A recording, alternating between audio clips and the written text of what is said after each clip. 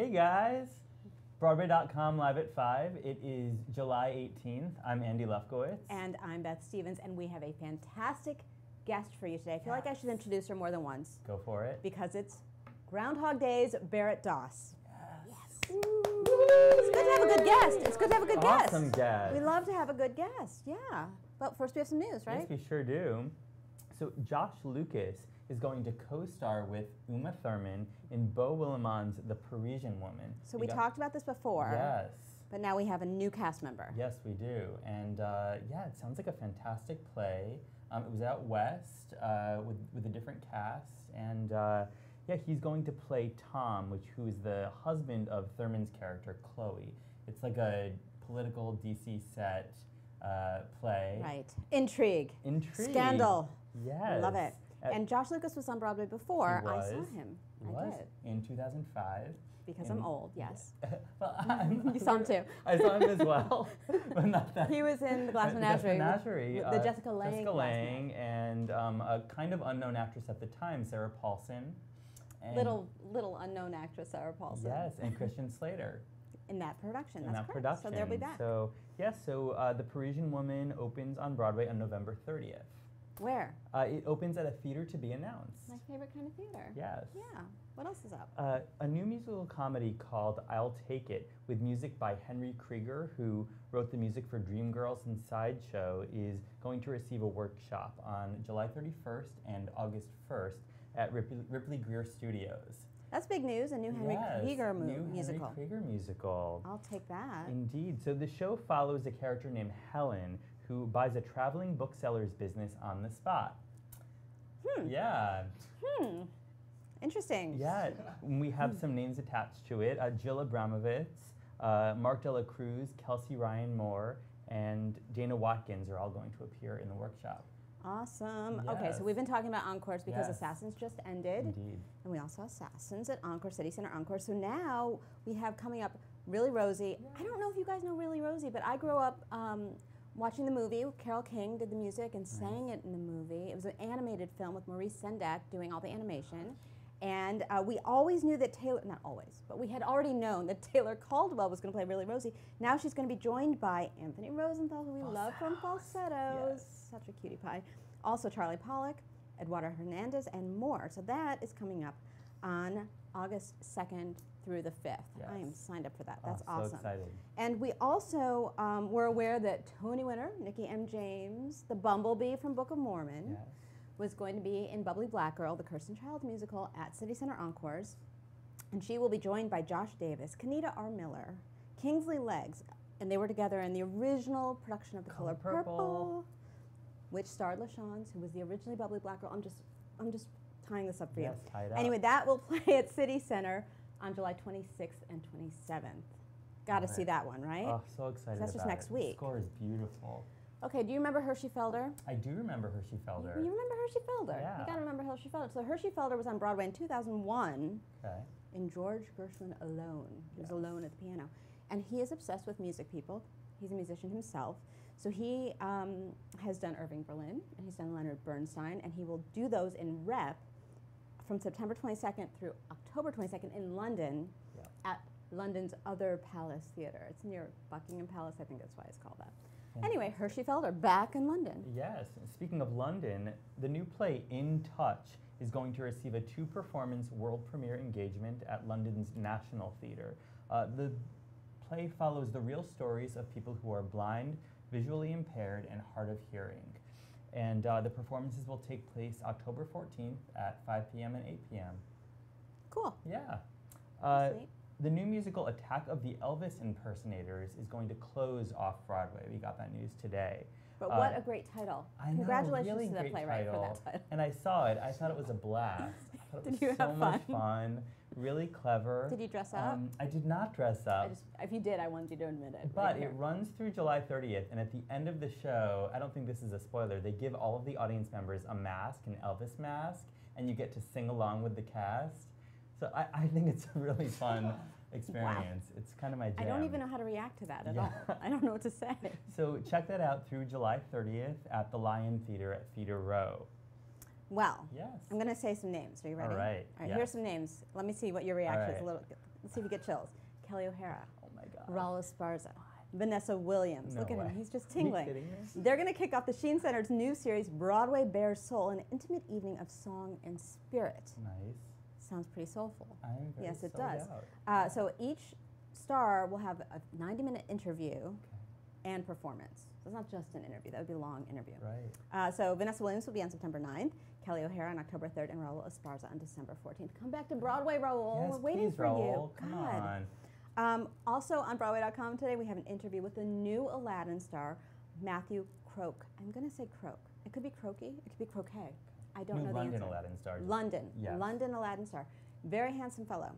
Very handsome, shirtless fellow. Oh my I'm goodness. just saying. But he was also in Wicked and West Side Story, and he went from being, this is a great story actually, he went from being an understudy and an ensemble member to being a lead in a big musical, which No is always way. fun to see people do that. I love it. It sounds like Millie Delmount or Sutton Foster. Sounds like Sutton Foster. Right, as Millie Delmount. She was never I went actually straight to shirtless Millie. in Millie. I don't know if Oh, you remember okay. that. Just putting that out there. Oh my gosh. Okay. What's happening? Yes. So we have photos on the site from an open rehearsal that happened today for the new musical Curvy Widow, starring Nancy Opel. That's going to play the West Side Theater, beginning performances on July 20th and opening on August 3rd. Cool. Love Nancy Opel. Of course. Yeah, really excited for that one. Wait, tell us what that one's about. 'Cause Yeah, it's got a fun plot. Yeah, the premise. So it follows the daily exploits of a feisty 50-something whose adventures inspire laughter and reveal truths about love, life, and sex. Feisty 50-something. I'm there. Yes. That sounds like fun. Indeed.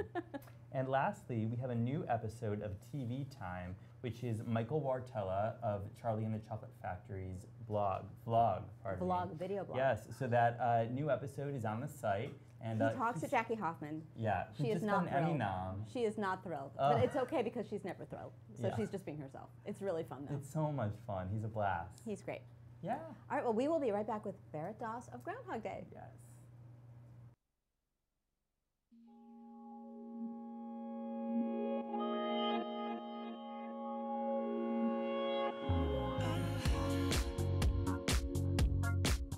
Hi, I'm Barrett Doss, and I'm playing Rita Hanson in Groundhog Day on Broadway.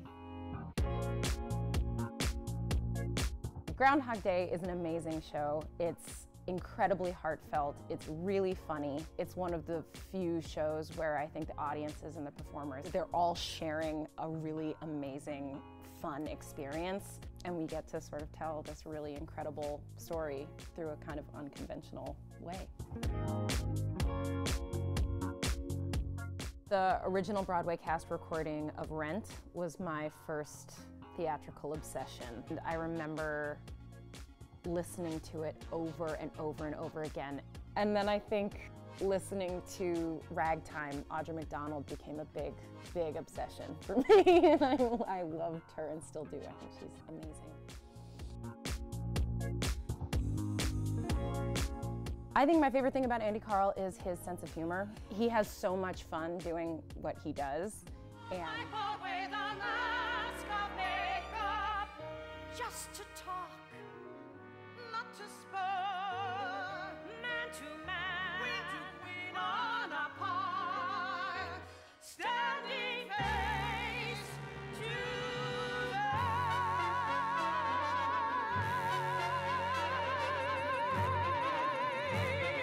face.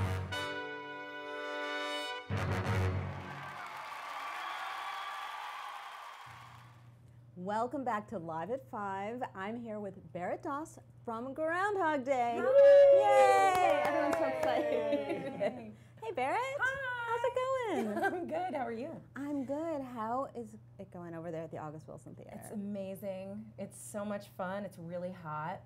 So that's Not in the theater. They have air some- conditioning. It's all cool. It's all no, cool. no. It's wonderful in the theater. I mean, we on stage in You our are winter hot. clothes, we are. Oh, yes, because are it's February tough 2nd. and- yeah, All the time. all the time, every day. We I always forget that you guys are bundled up. I know. I'm wearing 5 layers throughout the entire show until. How do you manage that? Is it really, do they keep it super chilly backstage? Yeah, we have a lot of fans running, but we are also running, so it's all getting sort of, it's all a blur, really hard to know, but we have a great time. Yeah, we're having an amazing time. It's fun. So you play Rita. I do. She's kind of no nonsense there for a while, isn't she? Yeah, she is. I love Rita. She's kind. I don't know what I am allowed to say on here, but she's, That's a good question. What can we tell you? What can we tell you? she's a hard bottom. Hard. She's a hard ass woman. She's a hard ass woman. It's Yes, thank okay. you. It's Good. alive. You guys Thanks. can handle it. You can And handle it. you know, I've said Or a worse things than hard-bottomed that woman that, like, publicly what? and on stage. But no, but she, yeah, that's very confusing. But she is, yeah, she's pretty no nonsense until she, and she doubts that she's ever gonna meet the one, and she doesn't even really care to. And then Enter Andy Carl. enter Andy Carl, who is the one for all of us, I think. Are you having fun with him? Oh, he's the best. I mean, Isn't he's, he? I mean, I my feel stock like he- my stock answer is always, oh, he's the worst. Can't stand him, and I hate him, and he's not good looking or fun to work with at all. He says the so. same about you. Yeah, Isn't that I know, weird? I know. It's No, weird. Andy is just like this. He's like the guy you want. He's like Broadway's guy you want to have a beer with. Oh, absolutely, and he's He's just a superhero. Absolutely, he's not. I've not met many people who are as hardworking or determined as he is. So, I mean, yeah, I heard earlier you were talking about someone who's risen through the ranks, and we yeah. all love that story. And Andy Carl is the embodiment of that person. He's just been working hard in this business for a long time, and I've learned so much from working with him, and it's just, he's so much fun. And you have too, because you made your Broadway debut as an understudy. I did. So let's tell everyone the story. You can't take it with you. You were the understudy for a couple of different people. Is that right? Crystal Dickinson, who played Reba, Annalie Ashford, and Rose Byrne. So I kind of had all my bases All your covered type, there. all your types. I was. Did the you get to go perfect on? match. Yes, a lot actually. I went on for Alice for Rose the most. I think total. In 6 months, I went on like 16 or 17 times, which is rare for a play, actually. That is true. Fewer injuries in a play than like a dance show. Right. I'm just some inside info for you. Yeah. But you have been a longtime actor. This is your dream. This is your thing. You Yeah. came to New York. Tell When everyone. I was in high school, I moved to New York, sort of hoping that I could make it as a youngster. But I'd been auditioning sort of casually in Chicago, but then I had a teacher who, I was just thinking about her earlier today, who was super encouraging and said that if I really wanted to give it a try, like a real try, if I could make it to New York, that would be the place to do it. And I happen to have a parent, my mom, who is endlessly supportive and So was lucky able of you to to have get that. me here. Yeah. So we. But then you made your Broadway debut in a play Mhm. with James Earl Jones. I know. What? I know. That was pretty shocking. And I found out literally about the audition.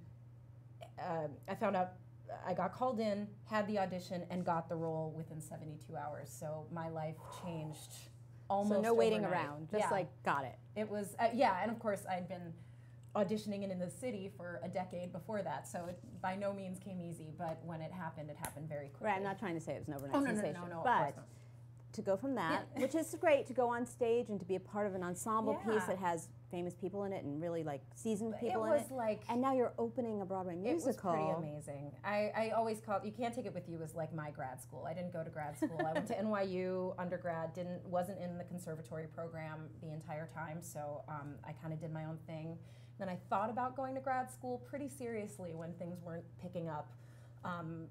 I thought I might as well continue my education, and then I booked You Can't Take It With You, and that was my my education. Learned It a was lot. Absolutely incredible. That cast of people taught me more than, and working, on your feet and getting to watch them and then jump on stage with them every once in a while was the best education I could have asked for. And to go from that to opening a Broadway musical. Yeah, I mean, it's You're that living the was- dream, really. I I'm am. sorry I to say feel it like that, feel but it's very true. lucky, and it's in this show. I feel so lucky to be a part of a show that I really believe in and that I love. So And yeah. Tim Minchin, I mean, you're working with the best of the best He here, with is Matthew incredible. Warchus. I mean, Matthew and Tim and Danny making his Broadway Right, writing Danny Rubin, who debut, wrote the the movie. movie, and also our script was just. They're all such incredible men, and so funny and so giving, and I feel super lucky. So when you day. took your first bow for your Yeah. first preview in front of your first paying audience, what was Ooh. that like?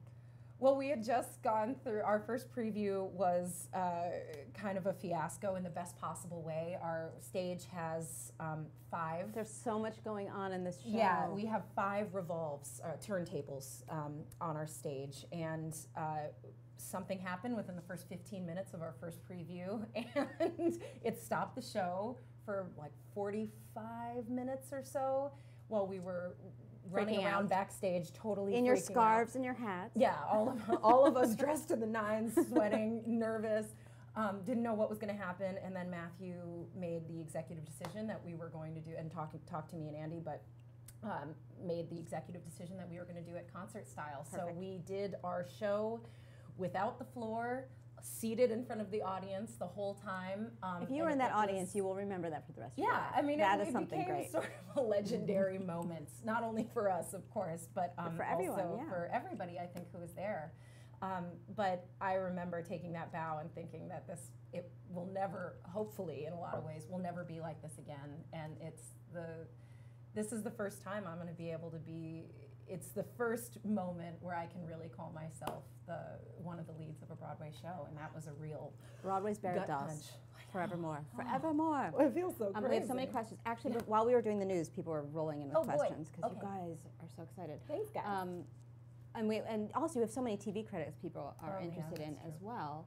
Which- But do you sometimes, Alec is asking, do you sometimes mix up the different days' lines in Groundhog Day? Because obviously Groundhog Day repeats and repeats, but it doesn't. It's a little different sometimes. Yeah. So do you ever get a little mixed up? Not so much anymore. Luckily, Andy, I mean, not since rehearsals. I can pretty much tell where we are if, depending on what mental state Andy's in that scene. How crazy Andy Carl is. Exactly. How manic is he? I can pretty much tell days 1, 2, and 3 apart that way. But, you know, accidents happen. Most often, the thing that gets the most confusing is if something has gone wrong, like if I dropped something, or just a small prop mistake when you have to repeat a day becomes very important, because you Right, get this to is make like clockwork, this whole right, show. you get to make the and literally our stage moves like a clock. That was one of the thematic ideas behind our set. But if, you know, one time I dropped my cell phone, for example, in the first day, so I thought, am I gonna? You get to make the sort of executive decision when you exit. Am I gonna do this again? And that time I was like, yeah, why not? I'll do it. So it becomes kind of a fun challenge when you get whatever little slip up happens has to keep happening. Exactly, and it doesn't amazing. have to, but if you want to sort of make Authentic. yeah, Keep it authentic. yeah, give yourself a little challenge. David said your Tony performance really moved me. Yeah. How challenging is it to recreate it nightly? I mean, I feel very lucky to have a really giving scene partner. Andy is spectacular and so much fun to work with, and that's a really moving point in the show. And even though for me, I'm experiencing that for that day, if you will, for the first time. I mean, who can't identify with or sort of experience this person really having I think the very true moment of hearing someone you're falling for say, I see you and I feel the same way. That's very, I mean, it's amazing. Good So stuff. Yeah. Because this is such a deep show. It is. It feels keeps- like a little bit like it's frivolous on the top, but it's not. It's a deep, deep show. Yeah, I in my think our opinion, first my humble act in opinion. particular is so much fun, and it's so funny that you don't really see the gut punch coming. Right. And then the second act, I think it starts like a shot, and then it really It goes somewhere that you're not expecting. yeah, it to, I think it surprises Even a if lot you of saw the people. movie. Even if you saw the Yeah, movie. I think it's different from the movie in that way. Okay, you ready for the difficult questions? I'm ready. Here we go. Here we go. Here we go. I'm rubbing my hands together. Taylor asks, Taylor, what's going on with you? Got some difficult questions here. If you could work with any one person, dead or alive, but work with them while they're alive, because otherwise it would be very Sure. boring, who would it be and what show would you do? Ooh, good question. Audra McDonald. I'm shocked. I'm shocked knowing I you. mean, I think I've said her name in every interview I've ever done. She's Love an her. inspiration. Yeah, to everyone. To all everyone. of us. But And she said your name recently. She was interviewed in London. She mentioned She me. She mentioned didn't say you. my name, but Oh, she didn't say your name. believe- She said your part. Yeah, she was referencing our show and my role in particular, which it blew my mind. Go to Barrett's Instagram and watch her freak out about that. Yeah, it's incredible. Wait, I have to interrupt you for a second. Can we just, we'll have to, as an aside, you need to explain your Instagram. Oh, sure. We'll get to that in a second. All right. But, okay, Audrey McDonald, what show would you do? Raisin in the Sun, probably. Wow. Maybe one day. Sounds good. Yeah, we'll I'm see. signed up to see that. Absolutely. Okay, tell everyone about your Instagram account. Okay. What's the name of it? It is _Jason Waterfalls. Sensible. Just what you thought it You would know, of course, naturally, easy to find. Well, it is. When I was a kid, I actually thought that was. So if you're unfamiliar, This is a misunderstood TLC, lyric. Yes, Right. it's a misunderstood lyric. TLC has a song called Waterfalls, and the lyrics are "Don't go chasing waterfalls, chasing waterfalls, Chasing, like running after. running after Not waterfalls." Jason, like a person. And I thought for an embarrassingly long time that it was Jason Waterfall. Don't go, Jason Waterfalls. Please stick to the rivers and the lakes that you're used to. I don't know what I thought. I love this meant. dramatic reading of this. Yeah, I'll do the whole thing. It's also my go-to karaoke song. But when you sing it, do you sing it Jason? I try to stick to the rivers and the lakes that I'm used to. So yes, I say Jason. No, but Not embarrassing at all. it's also like it's an amazing song, and TLC is fantastic. And I thought that it would be kind of a goofy thing. And of course, once I booked this show, And I just was Barrett like, Doss was taken, I guess. No, probably I not. don't even know. I didn't even look. I was trying to be clever, and then now I booked this show, and people try to find me on Instagram, at Stage Door, and I'm trying to explain to them that it's not my You name. can just refer them to this, and they can just Yeah, watch this great. video. I will. Good pitch. Yes. Yeah. Okay, I'm gonna ask some more questions because there's so many Let's do here. it. Yeah. Bradley is asking, dream musical project. Sure. One of my favorite musicals for all time, of all time, and for all time, is The Last 5 Years by Jason Robert Brown, and I would love to play Kathy. That is my dream role. One of my favorite parts. And who do you want to be your Jamie? Oh gosh. You knew I was gonna ask that, right? Anybody. I love. Anybody. I really. Whoever, a different one every night, doesn't matter. I absolutely love that show, and I would do it in a barn in Nowheresville, Kentucky. They're gonna call you tomorrow. So That can't barn wait. in Nowheresville, Kentucky is gonna call you I bet tomorrow. they will. That's amazing. That's a great answer. Yeah. Bradley's asking, best advice at NYU. Must be maybe from NYU is what he means. Ooh. From NYU. Well, it's interesting. I would have to say, because I started at Tisch. I was in the Cap 21 musical theater program, and I left after my first semester, actually, because I wanted to audition. I was already living in the city. I was freelancing with an agent, so I had I was hoping to get something going because I figured I'm in New York City, why not? Mm-hmm. And they were, understandably, it's a conservatory program, so they wanted to train their actors, and so we were kind of on different pages. So I ended up transferring over to Gallatin, which is the School of Individualized Study at NYU. You can make your own major. Where you can build your own major, which is what I ended up doing, and it was absolutely the best decision I've made for myself. And I think what I learned from that, and from NYU and from Gallatin, the whole idea of it is that there are ways to make this business work for you and not the other way around. So That's good advice. get to- Very good. yeah, Oh, applause. yeah. Applause in the studio, ladies and gentlemen. So trust yourself and do what you can to make this this really difficult and sometimes soul-crushing business yours. Love Find it. ways to be comfortable. Okay, a couple more questions. There's so many. Yay. You guys, there's so many questions. Bradley's asking, who is the coolest backstage guest? Carol Burnett. Oh, wow, she knew that one. Done. She had that one ready Yeah. in her Sorry back to pocket. all of our other wonderful backstage guests. I loved meeting Kristen Chenoweth. That was absolutely incredible because she's also one of my And idols. Andy lifted icons. her, Of so course. obviously. Of course. I want to see her Call lift that. Andy. I'm ready for that. Yeah, me too. I think, Kristen, I know you're watching. I'm just letting you know. We're waiting for you to. Okay, you can only play one role for the rest of your life, and they're giving you two choices. Are you ready? Ooh, yeah, Mimi in Rent. I know you know all the words. of course. Or Sarah in Ragtime. Also know all the words. Yes. Ooh. For the rest of your life, I don't think you can do either of those for the I rest don't of think you. so You outgrow either. these roles. I mean, Oh gosh, I mean that's those so tight little hard. pants that Mimi wears. I don't know. Yeah, I don't think anyone wants me to be doing that for the When you're rest of my life. 65, it might not work. But I think, oh gosh, that's a really hard choice. I gotta say Sarah, even Pick though the Audra role when in doubt. yeah, who wouldn't? I'm making myself seem so creepy. Not creepy. We are all this person. We are all Audra fans. Right. That's what we are. But although for a second I thought Mimi, because there's such a wide range of what you get to do with that role. That's but true. I think Sarah, you got the joy, the wheels of a dream. And then you got the pain, devastation of Daddy's son. I mean, who doesn't want to get that? I want to see you do both of them. Ooh, not in rep, yeah. like separately. Not in rep. That would be super weird. In that barn in Kentucky. In that part of Kentucky. After the last 5 years. We've got it all worked out for the rest of your life. Okay, I'm going to ask you one last really hard question. Okay. Wait, I've got so many questions here. I've got more. This is very exciting. Someone said, Bradley said, loved you in 30 Rock.